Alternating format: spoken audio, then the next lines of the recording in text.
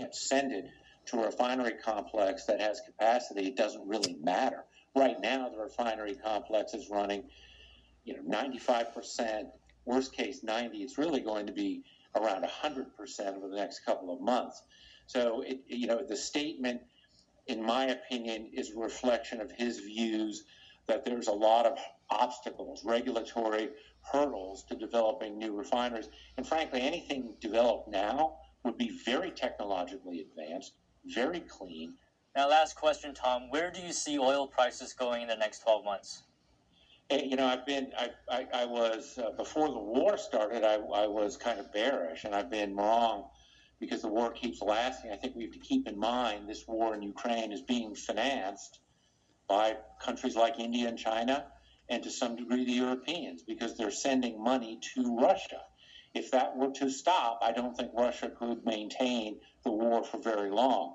So prices are going to remain where they are for a while. I think that supply-demand imbalance can't get fixed very quickly. So my initial thoughts that we decline rapidly appear to be wrong. They mind work so that they can know that when they get older, that, hey, this wasn't no joke. My mom did this all by herself. Because it's just me and them. Wall Street tumbled in a broad sell-off today. All three major indexes closed sharply lower. The Dow lost 491 points, or 1 0.6%. The S&P fell 79 points, or 2%. And the Nasdaq dropped 343 points, or 3%.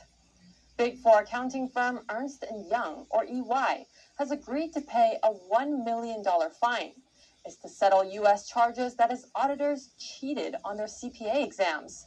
The CPA exam is the main qualification in the accounting profession.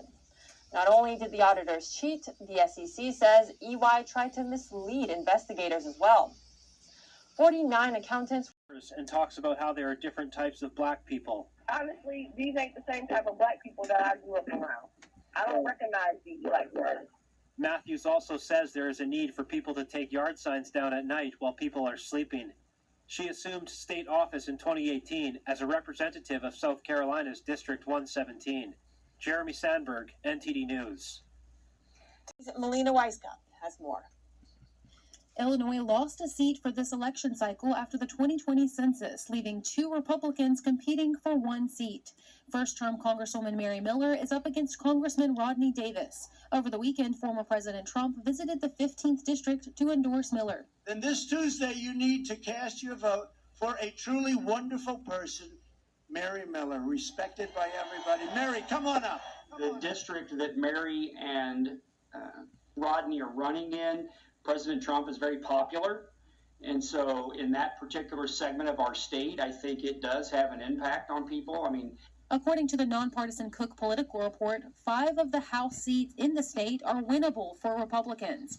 That's the minimum number they need to flip the majority in the House. There's also a Senate seat up for grabs. Democrat Senator Tammy Duckworth is running for re-election and will face the Republican nominee in November. And first-term Governor J.B. Pritzker is facing voters tonight. Illinois resident and candidate for Attorney General Tom DeVore tells us there's a chance for a Republican to take office after Pritzker's COVID policies alienated some voters.